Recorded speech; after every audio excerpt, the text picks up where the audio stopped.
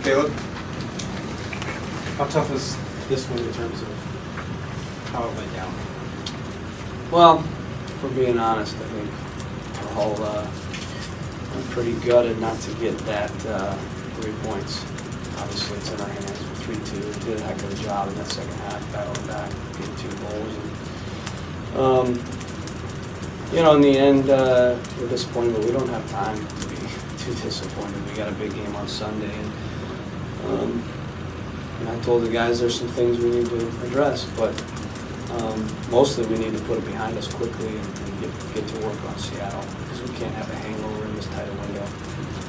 Psychologically, we need to move on quickly, get ready for Seattle. How consider you coach a good enough decision to go against a team down, man?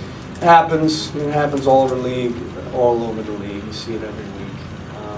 We're not the only team that's had it happen. Probably every team's had it happen at least once this year. So that's soccer. It can be very cruel. There's some things we need to address. The biggest one is we need to continue to play the way we played to get the goals. Obviously there was a clear shift in our urgency. In the first half, before we got the goal, and then after we scored the goal, there was a shift, I thought, in how we played. And then second half, you could see a difference in how we played to get the 2 goals to go 3-2. And then after that, you could see a bit of a letdown. So the key thing is you can't play not to lose. When you play not to lose, you lose. So we're at our best when we're proactive and we're pushing the game. We're playing with urgency. We're playing on the front foot. And we played that way tonight to get all 3 goals, but there were periods where we didn't play that way, and that's ultimately those are the periods of play that cost us. Caleb, can you break down what happened on that final goal and just tell us what happened on that? Well, we had the ball. I thought we were in clear possession, and it was Drew ended up playing a negative pass back to Ricketts. I think Ricketts miscleared it. One knockdown. We cleared it back out, then they dumped it back in, and then we had kind of a misclearance, and then it was kind of almost like a mishit shot that ended up squeaking in. So, most goals are scored in with multiple mistakes, and I think there were clearly a few mistakes, things that could have been better, but again, it happens, it's soccer. We'll address it, we'll correct it. But more than the mistakes, it's more about, again, the mentality. If we play the way we're capable of playing and we play aggressive, then that game probably goes 1-0, then 2-0, and because we had them on the ropes at 1-0. There were chances to score 2, but we let them get back in the game, and we started playing reactive, and we stopped pressing, we stopped pushing for the goal, and we let them kind of start to turn the game a bit. So ultimately, we can't score a goal that early in the game and think the game's done.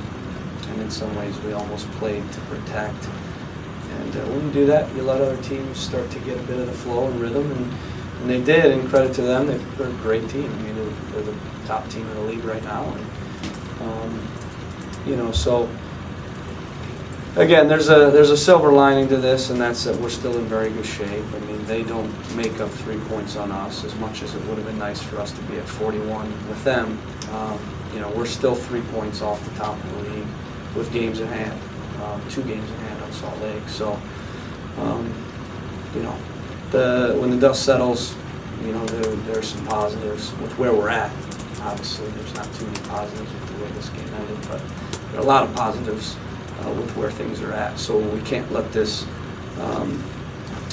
get us so down that it affects the next game. Is a strange game like tonight where you miss Paul Johnson a little bit? I think anytime you have a guy at the caliber of Will Johnson not in your lineup, you're going to miss, especially his grit and leadership. I think for sure.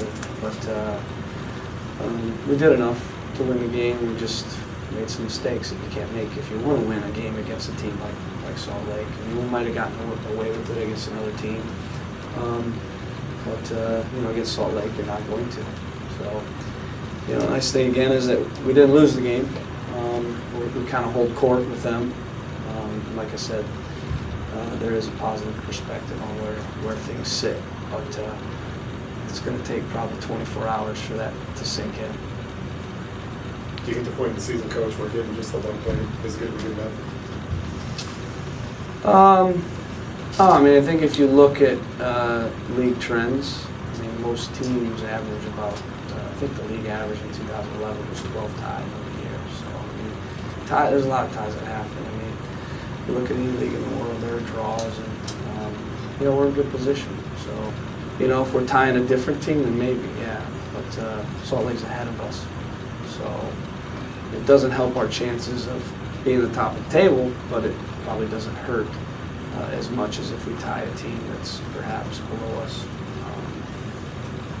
Thanks, everyone. Locker room's open.